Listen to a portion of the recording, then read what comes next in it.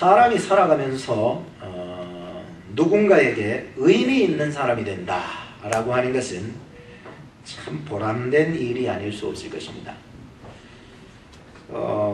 길 가다가도 누가 나를 알아봐주는 사람이 있고 내 이름을 불러줄 수 있는 사람이 있다는 것만큼 행복한 일이 없어요.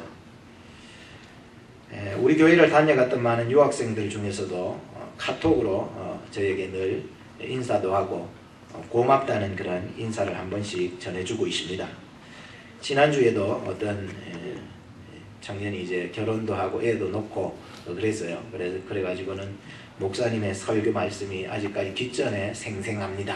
이런 얘기를 들으니까 저도 왠지 하나님의 말씀을 전하는 설교자의 입장에서 마음이 뿌듯한 거예요. 어떤 분들은 교회 나와서 또 말씀을 통해서 힘을 얻기도 하지만 또 찬양을 통해서 힘을 얻는 사람도 있어요. 그래서 찬양을 함께 부르고 또 우리 성가대 찬양을 통해서 늘 이렇게 힘을 얻고 그래요. 그래서 요즘 제가 이 성가대를 우리 블로그에, 교회 블로그에 그 유튜브로 연결해가지고 딱 붙여놓으니까 한 번씩 좀 들어요. 그래서 힘이 나요. 그래서 뭐 대형 교회처럼 뭐 이렇게 뭐 인원수가 많다거나 뭐 오케스트라가 없지만 그래도 우리가 하나님 앞에 드릴 수 있는 최선의 마음이고 가장 아름다운 마음이기 때문에 늘 한 번씩 듣고 그래요. 그러면 너무 좋아요. 어떤 분들은 또 제자훈련을 통해서 힘을 얻기도 하고 또 어떤 분들은 교회에 와서 밥을 맛있게 해주니까 우리 교회가 밥을 먹어서 힘을 얻기도 하고 그런 분들도 있어요. 그래서 여하튼 간에 교회를 와서 내가 힘을 얻고 또 교회가 여러분들에게 큰 어떤 의미를 가질 수 있다라고 하는 건 너무 감사해요. 또 어떤 분들은 월마트에 이제 한번 태워주는 것도 너무너무 고맙고 그런 경우도 있는 것을 보게 되었어요. 사실 우리가 하나님 앞에 이렇게 섬기고 도와주고 하는 것들이 참 내가 어떤 것을 바라고 한다면은 실망할 수밖에 없어요. 그러나 모든 것을 좀 내려놓고 정말 도와주려고 하는 마음으로 가질 때에 하나님의 그 나라의 상급으로 쌓여지는 것을 저는 느낄 수가 있었어요. 여하튼 간에 여러분들 사심 없이 하나님의 나라를 위해서 좀 함께 이루어 나가고 또 어려움을 당하거나 자기에게 필요를 구하는 자들에게 필요를 채워줄 수 있는 우리 성도님들이 되어 주기를 바라요. 그래서 우리 교회의 또 바람이기도 하고요. 또 교회의 본질이기도 하다는 거예요. 그래서 내가 누군가에게 도움이 되어 줄 수 있는 사람으로 존재할 수 있는 만큼 행복한 일이 없을 거예요. 비록 많은 것을 내가 사람들에게 해주지 못한다 할지라도 내가 작은 섬김 하나, 작은 말 한마디 내가 먼저 양보해 줄 수 있는 마음, 내가 조금 손해보더라도 그 사람이 잘 되어가는 것으로 기뻐할 수 있는 마음, 이런 너그러운 마음 말이죠. 누가 찾아오더라도 좀 부담감 없이 찾아올 수 있는 그런 사람 말이죠. 상대방에게 인생의 올바른 길을 제시해 줄 수 있는 그러한 사람, 참 의미 있는 사람이 되어줄 수 있지 않겠습니까? 나는 여러분들에게 어떤 의미로 다가가고 있고 여러분들은 과연 저에게 어떤 의미로 다가오고 있냐라고 하는 거예요. 오늘 성도들이 하나님 앞에 어떤 의미로 존재하고 있고 여러분들에게 하나님은 어떤 존재로 지금 살아계시냐라고 하는 거예요. 참 매우 중요한 문제가 아닐 수 없다고 생각을 하는 거예요. 김춘수의 꽃이라는 시에 보면 이런 시가 있습니다. 내가 그의 이름을 불러주기 전에는 그는 다만 하나의 몸짓에 지나지 않았고 내가 그의 이름 불러주었을 때는 그는 나에게 와서 꽃이 되었대.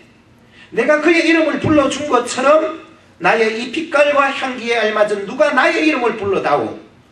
그에게로 가서 나도 그의 꽃이 되고 싶다. 우리들은 모두 무엇이 되고 싶다. 너는 나에게, 나는 너에게 잊혀지지 않는 하나의 뭐가 되고 싶다? 아니, 의미가 되고 싶다. 혹시 여러분들 시를 좋아하시는 분들은 이 김춘수 씨의 시를 고등학교 때나 이렇게 외웠을 거예요. 저도 시를 많이 좋아해서 고등학교 때 엄청 많이 외웠어요. 뭐 시간이 지나면 다 까먹버리지만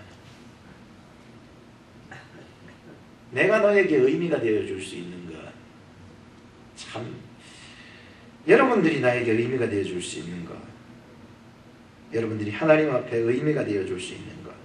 내가 성도로서 내가 과연 하나님 앞에 어떤 존재일까? 질문을 던져볼까요? 당신은 하나님 앞에 어떤 존재입니까? 목사님, 내가 아무리 생각해보니까 난 하나님 앞에 말 안 듣는 청개구리 같은 존재입니다. 진짜 하나님이 제일 싫어하는 것만 골라가면서 살아가는 그런 존재네요. 하나님 하지 마라 그러니까 자꾸 하는 그런 존재 말이죠. 청개구리 같은 그런 존재네요. 라면 반대로 생각하면 나에게 과연 하나님은 어떤 존재일까? 질문을 던져볼까요? 여러분들에게 하나님이 어떤 존재입니까? 하나님이 여러분에게 어떤 존재냐고요? 내가 필요하면은 주여 주여 하다가 필요 없으면은 주여 주여 쉬 해버리는 거 아닙니까? 그런 존재에 불과합니까? 액세서리입니까? 하나님은 액세서리가 아니잖아요. 내가 필요하면 달고 필요 없으면 띄워버리는 게 하나님이에요. 하나님이 여러분들에게 어떤 존재예요? 어떤 존재? 또 하나님에게 여러분이 어떤 존재냐고요? 하나님은 여러분을 사랑하사 독생자 아들을 여러분을 위해서 보내주신 하나님을 너무너무 여러분들을 사랑하시는데 나는 하나님에 대한 존재를 마치 액세서리처럼 끼다 붙였다 하며 살아가는 삶이 아니겠냐라고 하는 거죠. 하나님에게 있어서 아브라함은 매우 큰 의미가 있는 존재였어요.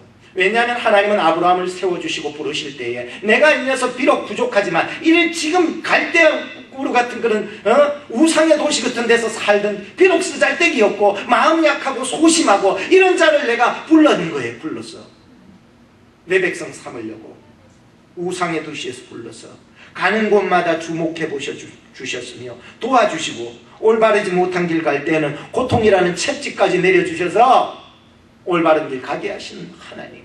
왜? 내가 택해서 불러서 세웠으니 내가 그를 인도해 나가려고 하는 하나님의 마음이라는 것입니다. 하나님께서 아브라함을 보실 때 가장 기뻐하셨던 것이 뭔 줄 아세요? 제가 늘 예배 시간에 아브라함의 일생을 통해서 강조하는 거예요. 뭐예요? 예? 예? 예배하라는 거예요. 예배. 아브라함은 어디를 가든지 예배했잖아요. 이사 갈 때도 예배하고 장소 옮길 때도 예배하고 마지막 하나님이 테스트할 때도 뭐를 통해서 테스트했어요? 예배라고. 예배. 오늘 하나님이 보시는 기준은 예배를 기준으로 두셔서 그 예배를 통하여서 그 사람을 테스트하면서 그 사람을 인정해 주셨다는 거예요. 오늘 여러분들이 예배의 성공자들이 될 수 있기를 주의 이름으로 축복합니다. 예배하는 거를 딱 보면 그 사람의 신앙생활을 보잖아요. 저는 장로님 또 칭찬 아닌 칭찬을 해야 되지만은 정말로 장로님이 병원에 가서 이번에 엑설런트하게 깨끗하게 없어졌다는 얘기를 듣고는 제가 장로님 수요일날 말씀드렸어요. 장로님은 예배로 고침을 받으셨습니다. 말씀드렸어요. 예배가 있는데 한 번도 안 빠지고 나오시고 아파도 힘들어도 예배 중심적으로 살아요. 여러분들이 인생이 하나님 앞에서 인정받으시기를 원하신다면 예배의 성공자들이 되시길 바라요. 내가 죽어도 예배의 자리에 나가려고 애쓰세요. 왜냐하면 예배를 통해서 하나님이 오늘날 나에게 주시는 말씀이 있고 공급원이 있다는 게 주고받는 게 있어야죠. 아닌데요, 목사님. 난 집에서 그냥 텔레비 보고 있어도 하나님 축복해 주시는데요. 그건 축복이 아니에요. 집에서 편안하게 쉬고 텔레비 보고 앉아있다고 그게 축복이 아니라니까요. 내게 비록 고난이 오고 내게 비록 어려움이 온다 할지라도 하나님이 나로 하여금 인도해 나가시고 내가 이 고난을 겪어 승리해 나가는 것을 경험해 나가는 게 축복 아니겠습니까? 오늘 본문 15절을 한번 보십시오. 여호와의 사자가 하늘로서부터 두 번째 아브라함을 불렀대요. 하나님께서 그를 첫 번째 부르신 것은 내가 더 이상 너를 시험 안 해봐도 네가 나를 얼마나 사랑하는 줄 알겠다 그래가지고 시험을 그냥 멈추기 위해서 급파해서 그냥 막 멈추기 위해서 그를 불렀어요. 아브라함아 아브라함아. 그런데 오늘 두 번째 부르신 것은 그가 하나님의 인정함을 받은 것에 대한 상급을 받기 위해서 하나님의 위로함과 하나님의 축복을 받기 위해서 두 번째 부르셨다라고 하는 것이었습니다. 오늘 아브라함이 하나님께 복받을 만한 믿음이 무엇이었을까? 어떤 믿음이었을까? 하나님이 복을 주실 수밖에 없었던 그 믿음에 대해서 저는 한번 생각해 보고자 합니다. 첫째로 아브라함의 믿음은 말씀대로 행동하는 믿음이었어요. 저를 한번 따라해 주실까요? 행동하는 믿음. 한 번 더 따라해 주세요. 앞으로 보시고 행동하는 믿음. 행동하는 믿음이에요. 여러분 16절을 다시 보시면 가라사대 여호와께서 이르시기를 내가 나를 가리켜 맹세하나니. 하나님은요 어떤 하나님이신 줄 아세요? 하나님은 자기 자신을 가르쳐서 맹세하시는 하나님이세요. 조금 이따가 한 번 더 설명할게요. 그리고 18절 후반절을 보면 이는 네가 나의 말을 준행하였음이니라 라는 말씀을 보고 있습니다. 오늘 우리가 믿고 있는 하나님은 스스로를 향하여 맹세하시는 하나님이시다는 거예요. 왜냐하면 구약 성경에 보면은 이 맹세라고 하는 것은 자기보다 높거나 자기보다 이름이 뛰어나거나 자기보다 믿을만하거나 자기보다 월등한 사람들의 이름을 거론해서 그 사람 이름 걸고 맹세한다라고 하는 거거든요. 그런데 하나님께서 아무리 들봐도 자기보다 높거나 위대하거나 좋거나 뭐 믿을만한 사람이 없기 때문에 자기 자신의 이름을 걸고 명예를 걸고 지금 아브라함을 찾아와서 얘기하고 있었다는 거예요. 이만큼 우리가 믿는 하나님은 위대하시고 가장 위대하시고 가장 높으시고 가장 전지전능하신 우리 하나님이셨다라고 하는 것을 볼 수가 있는 거예요. 이런 하나님께서 자신의 이름과 명예를 걸고 지금 아브라함의 그 믿음을 인정해 주신 것은 첫 번째로 그가 말한 대로 즉 하나님이 말씀하신 대로 행동하는 믿음이 있었기 때문이었다고 성경은 기록하고 있는 거예요. 지금 이런 말이 있습니다. 프랭클린은 일하는 농부는 앉아있는 신사보다 존귀하다. 케네디 대통령은 최대의 행운은 자신의 전 능력을 들여서 일하는 것이다. 즉 행동하라는 거예요. 가만히 있어서는 안 된다는 거예요. 움직여야 된다는 거예요. 가나안 농군학교 아세요? 한국의 가나안 농군학교에 이런 일이 있었답니다. 불교의 어떤 승려가 보름 동안을 이 가나안 농군학교에 와서 훈련을 받고 불교와 기독교의 차이점을 발견했는데 그 차이점을 발견하고 자기 그 절로 돌아가서 그 부처를 가만 앉아있는 부처를 깨부수고 다시 만들었대. 호미를 들고 있는 부처.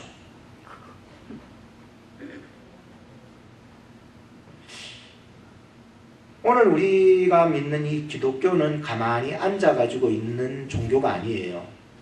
예수님이 그냥 부처처럼 가만히 앉아있는 그런 분이 아니라니까요. 오늘도 살아계신 줄로 믿습니다. 네. 여러분 속에 역사하시고 깨닫게 하시고 나로 하여금 하나님을 더 믿게 할 수 있는 그런 마음을 주시는 거예요. 안셀무스 철학자는 이렇게 말했습니다. 나태한 것은 신자의 무덤이다. 신자로서 성도로서 무덤에 파헤쳐 들어가려면 나태하세요. 게으르세요. 가만히 있으세요. 그러면은 무덤으로 들어가는 것입니다. 기독교는 움직이는 종교입니다. 아무것도 하지 않는 것은 하나님을 기쁘게 할 수 없습니다. 오늘 이 아브라함은 하나님을 기쁘게 하기 위해서 그분이 말씀하신 대로 행동해 나갔다는 거예요. 이름으로 말미암아 그 믿음이 온전하게 되는 거예요. 어떤 분은 불교와 유교와 기독교를 비교하기를 이렇게 비교합니다.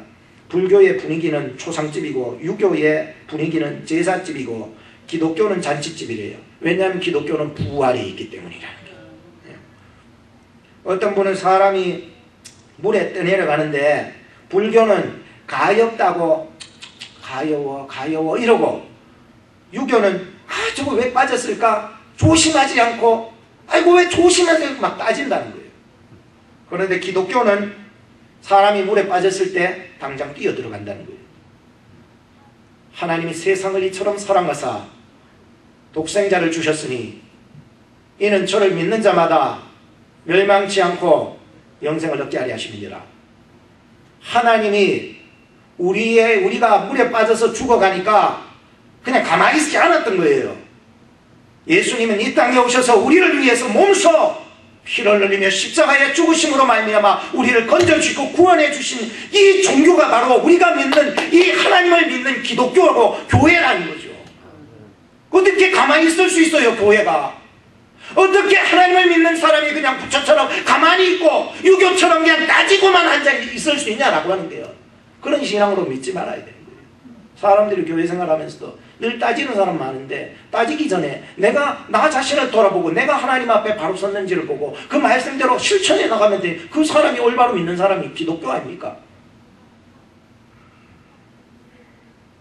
하나님께서 자신의 이름을 걸면서까지 지금 아브라함의 믿음을 인정했던 것은 뭐라고요? 행동하는 믿음이 있었기 때문이었어요. 오늘 여러분들이 하나님 앞에 이런 이 두 번째 찾아와 주셔서 이 축복해 주시는 이 축복을 받기를 위해서는 여러분 행동하는 믿음이 있어야 됩니다. 이 가만히 있어서는 안 되고 행동하는 믿음을 통해서 하나님이 여러분들에게 두 번째 찾아오셔서 축복해. 첫 번째는 인정하시지만 두 번째는 축복해 주시기 위해서 오셨다는 거예요. 야고보서 2장 19절로부터 26절입니다. 매우 중요하기 때문에 한번 들어보세요. 얼마나 우리의 행실이 중요한가. 주여 주여 믿는다라고 하는 것이 중요한 것이 아니라 내가 주여 주여 믿기 때문에 나타나는 구원받은 자로서의 삶의 모습이라는 거예요. 들어보세요. 네가 하나님은 한 분이신 줄을 믿느냐? 잘하는도다. 귀신들도 믿고 떠느니라. 아, 허탄한 사람아, 행함이 없는 믿음이 헛것인 줄을 알고자 하느냐?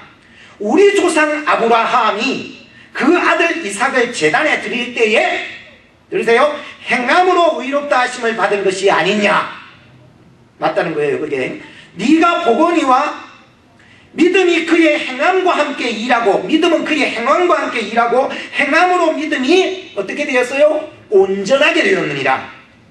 이에 성경에 이른바 아브라함이 하나님을 믿으니 이것을 그의 의로 여기셨다는 말씀이 응하였고 그는 하나님의 벗이라 칭함을 받았나니 이로 보건대 사람이 행함으로 의롭다 하심을 받고 믿음으로만 아니니라. 이 믿음은 주여 주의 입술로만 믿음은 거예요.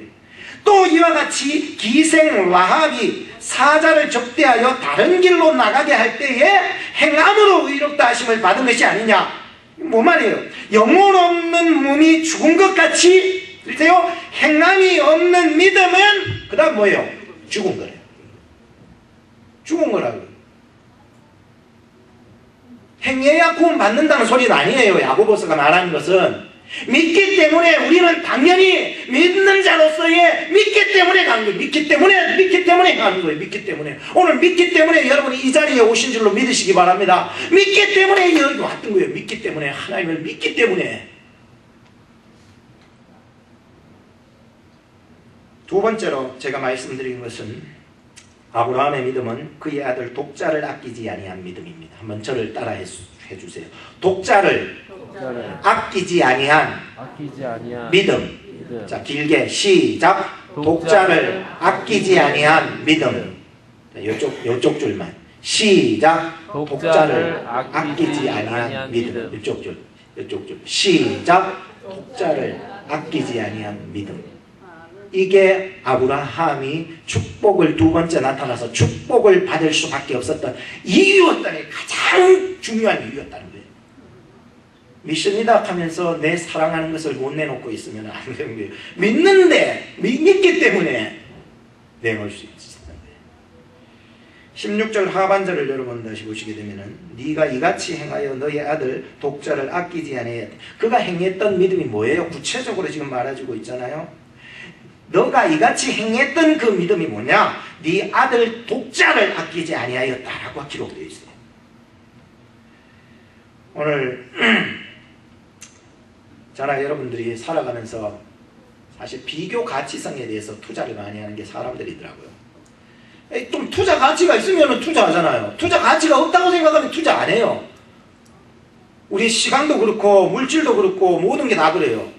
헌신도 그렇고, 내가 어떤 것에 투자하고 싶다. 내가 여러분들이 이어서 공부를 하시고 또 어떤 다음 길을 향하여 가실 때에 내가 이것을 할까 저것을 할까 고민을 하실 때에 뭔가 투자 가치가 높은 것에 여러분들을 투자하지 않겠습니까? 돈도 투자하고 공부하고 시간도 투자해서 일하고 투자 가치가 있어야 뭔가 내가 더 하지요.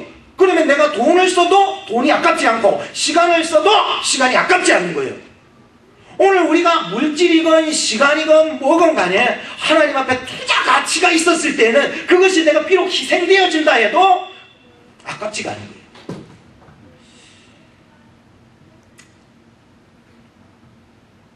출판사업의 대표이사였던 한국의 김학중 씨라고 하는 사람이 있는데 40살도 안 돼가지고 이 출판업계에 참 크게 성공을 한 사람 중에 하나예요. 고급 승용차를 몰고 다니며 비서까지 마흔도 안 돼가지고 이렇게 다니고 사람들로부터 저 사람은 경영의 귀재다 라고 하는 말을 들을 정도로 그는 나는 일이 최우선을 철학으로 삼는다. 내 인생에서 일 빼면은 나는 시체다 할 정도의 사람이었습니다. 그런데 그가 40살 넘어서 한 3인가 하여튼 자기의 사표를 내게 됩니다. 다 던져버리고. 왜 던지게 됐냐 하면 그 얘기를 보면은 이 얘기입니다. 내 아들이 아빠하고 밥 한 번 먹고 싶대. 아빠하고 밥 한 번 먹고 싶대. 이 말이 귀에 늘 쟁쟁해서 자기가 사표를 냅니다. 그리고 가정으로 들어간 거예요. 그리고 가족과 함께 그 한국 그 국토 횡단을 쭉 하면서 다시 회복을 하고 한국의 가정연구소를 차리고 한국의 방송을 통해서도 강의를 하면서 가정치유 사역에 그가 몰입을 합니다. 왜냐하면 그 사람에게 있어서는 그에게 가치의 투자가 자기가 하는 그 사업이라기보다도 내 가정을 향하여서 그 모든 것을 던져버렸다. 사람들은 살아가면서 내가 정말로 투자 가치가 있다고 생각하면은 그곳에 던질 수 있어요. 어린 어떤 소녀가 바닷가를 거닐면서 예쁜 조약돌을 하나 주는데 너무 예뻐가지고 옷에 닦고 예뻐서 좋아서 가는데 저기 보니까는 물에서 떠내려온 예쁜 조개 껍질이 하나 있어. 그래서 돌멩이를 보니까 돌멩이가 별로 시원찮아 버리고 그걸 주워가지고는 옷에 닦고 가는데 저기 보니까 조개가 하나 더 있는데 거기 열어보니까는 진주알이 이만하게 들어있어. 너무 이 어린 아이의 눈에도 너무 좋아가지고 그거를 닦고 가면서 집으로 노래하면서 가는 이야기가 있어. 오늘 저나 여러분들이 더 좋은 가치를 얻지만 이루어지는 게 있는 거예요. 그러나 내가 이루어지는 게 손해가 아닌 것은 더 좋은 가치를 얻었기 때문이라는 거예요. 사도 바울 선생님은 자신에게 매우 귀한 가치거리들이 많이 있었어요. 왜냐하면 자기의 어떤 자존심이고 자기가 내세울 수 있는 가장 귀한 것이었어요. 빌립보서 3장 5절에 보니까 내가 8일 만에 할례 받은 거, 이스라엘의 족속인 거, 베냐민의 집한 거, 히브리인 중에 히브리인 거, 율법으로 바리새인인 거, 열심으로는 교회에 핍박하고 율법의 의로는 흠이 없는 자인 것, 굉장히 자랑스러웠던 거예요. 그런데 뒤에 말씀을 보니까 무엇이든지 내게 유익하던 것을, 이 유익하던 것을 내가 그리스도를 위하여 다 해로 여길 뿐더러 또한 모든 것을 해로 여김은 내 주 그리스도를 아는 지식이 가장 고상함을 인함이라. 내가 그를 위하여 모든 것을 잃어버려도 괜찮고 모든 것을 배설물처럼 여겨버린 것은 내가 그리스도를 얻었기 때문이다. 여러분들에게 그리스도는 어떤 가치입니까? 과연 그리스도를 향해서 투자할 가치가 있으십니까? 없다고 생각하면 오늘 이 자리에 앉아있지 않았을 것이고, 오늘 하나님께 내 모든 삶을 한번 걸어봐야 되겠다는 투자의 가치성을 생각하신다면 나의 가장 아끼는 아들 독자 이삭이라도 들고 와서 하나님을 향하여서 바칠 수 있는 마음이 있었다면 하나님은 그 독자 이삭을 죽이지 아니하시고 그에게 두 번째 나타나셔서 놀라운 하나님의 축복을 그에게 주시고 계셨다는 거예요. 비록 첫 번째는 고난과 어려움과 고통과 내가 이해할 수 없는 일들이 찾아왔겠지만 두 번째 하나님이 찾아오셨을 때는 나를 인정해 주시고 축복해 주셨다라고는 사실입니다. 여러분들의 삶에 투자의 가치를 어디에다가 두고 계십니까? 목사님, 나 투자의 가치는 물질에 있습니다. 돈만 모으면 내 담 밑에 내 쫄병들 많아요. 내가 학식만 높아지면 내 쫄병들 많아.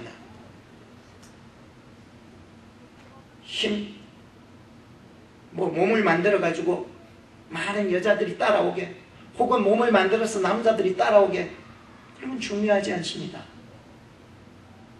오늘 여러분들 몸을 만들건 시간을 만들건 헌신을 하든 주님께 집중하시기 바랍니다.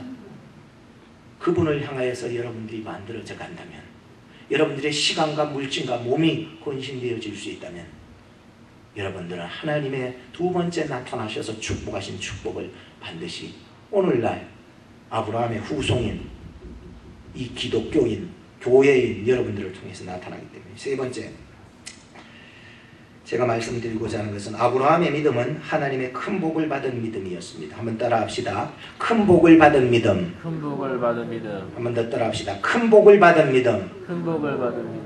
17절 18절을 보니까 이런 말씀이십니다. 다시 한번 보시기 바랍니다. 띄워주시고 내가 너에게 큰 복을 주고 너의 씨로 크게 성하여 하늘의 별과 같고 바닷가의 모래와 같게 하리니 너의 씨가 그 대적의 문을 얻으리라. 18절 보세요. 또의 너 씨로 말미암아 천하 만민이 복을 얻으리니 이는 너가 나의 말을 준행하였음이니라 하셨다 하니라 했습니다. 성도들은요, 성도들이 가진 믿음을 통하여서 좀 큰 복을 받을 수 있는 믿음이 되었으면 좋겠어요. 여러분들 아예 복 받으려면 큰 복을 받을 수 있기를 주의 이름으로 축복합니다. 근데 하나님의 복에 대한 개념은 이 땅에 대한 복의 개념만이 아닙니다. 물론 이 땅에서도 복을 주시지만 하나님께서 주시는 것은 아무리 크건 적건 간에 또 많건 이 부피에 상관이 없이 하나님이 주시는 것은요, 작아도 복이 되는 거예요. 어쩔 땐 하나님께서 심지어 나에게 안 주시는 것도 복이더라고요. 참 감사하지 않나요? 어쩔 땐 하나님 심지어 나에게 고난을 주시는 게 그게 복이더라고. 그 사람한테 고난이 없었다면 그 사람은 하나님 믿지 못했기 때문에. 어쩔 때는 고난을 통해서도, 아픔을 통해서도, 상처를 통해서도 나에게 복이 되게 하시는 복된 하나님이시더라고요. 개역 성경에 보니까 큰 복을 준다고 번역을 이렇게 하고 있지만 다른 번역서에는 이렇게 합니다. 믿을 수 없는 복을 주겠대요. 믿을 수 없는 복. 크다 작다의 부피의 개념이 아니라는 거예요. 하나님이 주시는 복은 믿을 수 없는 복, 반드시 복을 주겠다는 복, 꼭 너에게 복을 주겠다라고 번역을 하고 있습니다. 하나님께서 큰 복을 주시겠다는 의미는 복의 그 크고 작은 것의 구분에 비례해서 행복의 가치 기준이 달라지는 것이 아니라는 거예요. 이것은 하나님께서 반드시 복 주시겠다라고 하는 하나님의 강력한 의지, 내가 너에게 꼭 복을 주어야 말겠다라고 하는 것이 큰 복이라는 거예요. 큰 복이 어디 뭐 내가 갑자기 대박 맞아가지고 막 로또 해가지고 막 한번 땡기러 갔다가 엄청 따온 게 복이 아니고, 그런 부피에 있지 않은 거예요. 하나님이 너에게 꼭 복을 주시리라. 한번 따라합시다. 하나님은 나에게 반드시 꼭 어마어마하게 복을 주실 줄로 믿습니다. 믿으시기 바랍니다. 이건 어디 뭐 우리의 현상적인 보여지는 복이 아니라는 거죠. 하나님이 꼭 복 주시겠다라고 하는 그 의지력에 대한 우리 메인, 하나님이 주시겠다는데 뭐 난 안 받겠다는데 하나님 주시겠대. 구약 성경에 보면은 씨라는 말이 있어요. 오늘 본문을 보면서 이제 씨라는 말이 3번 연속으로 이렇게 나오면서 우리에게 전해주는 중요한 3가지만 전하고 마칠게요. 씨라는 단어가 구약 성경에 보면은 224회가 사용되고 있는데, 씨라는 말은 후손, 자손, 씨뿌림, 정액 이런 의미들을 가지고 있어요. 그래서 본문에서 말하고자 하는 이 씨의 의미는 단순히 그런 뜻이 아니죠. 궁극적으로 볼 때 이 씨라는 개념은 물론 후손, 자손, 씨뿌림, 뭐 정액 이런 뜻을 가지고 있지만 궁극적으로 보면 이 씨라는 말은 메시아를 통해서 아브라함의 자손들에게 주시고자 하시는 복에 대한 의미였다는 거예요. 그래서 유대인들은 지금도 아브라함에게 그 약속의 씨, 즉 메시아를 소망하고 있더라라고 하는 거예요. 이 메시아를 소망하기 때문에 어려움을 이기고 소망을 가질 수 있고 고통을 견뎌낼 수 있었던 것이었습니다. 하나님께서 아브라함의 그 믿음을 보시고 복을 주시겠다 하신 후에 지금 이 씨를 통해서 주신 3가지 축복을 말씀드립니다. 첫째는 씨를 통해서 크게 성하여 하늘의 별과 같고 바닷가의 모래와 같게 하리라 라고 하는 그러한 약속의 축복이었습니다. 씨를 통해서 번성하고 풍성하게 하시는 축복 말이죠. 그래서 결국 이 씨를 통하여 아브라함의 아들이 이름 뭐죠? 아세요? 그 정도는 아세요. 아브라함의 아들 이름 뭐예요? 이삭. 이삭의 아들 이름이 뭐예요? 후계를 이어갈 야자로 시작하죠. 야곱. 야곱의 아들의 이름이 뭐죠? 많아서 너무 모를라서 요셉 한 사람 맞췄고 많아서 그죠. 하여튼 많아지기 시작하는 거예요. 하여튼 많아져요. 이제 그 대를 위해서 점점 많아지고 있던 거예요. 점점 많아지고. 저는 지구촌에서 지금 아브라함을 통하여서 나타난 그 메시아 대신 예수 그리스도를 믿는 이 기독교인들이 이 지구촌의 4분의 1이 넘어갔다라고 하는 사실을 여러분들 아셔야 됩니다.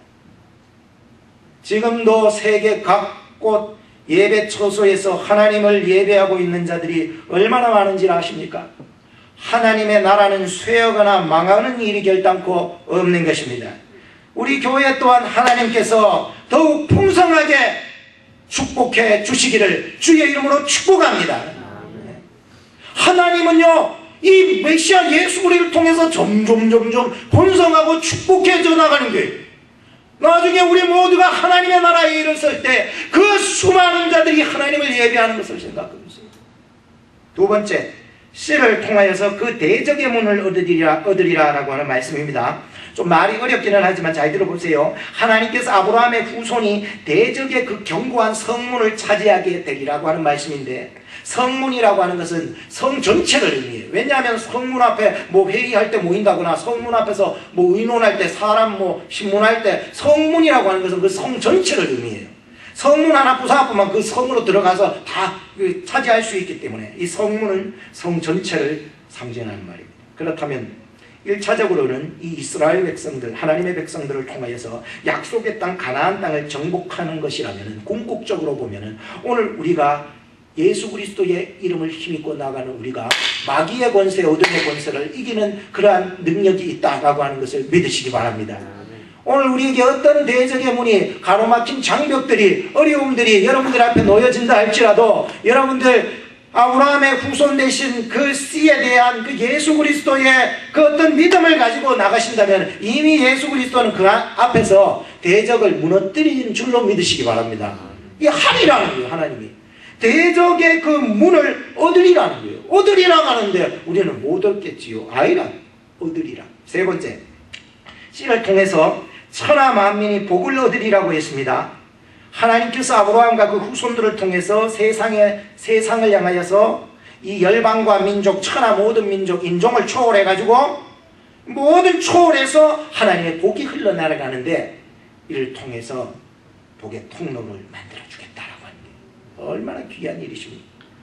오늘 예수 그리스도를 믿는 저나 여러분들이 이 시대 속에 하나님의 증인들이 되고 또 전도자들이 될 수 있기를 주의 이름으로 축복합니다.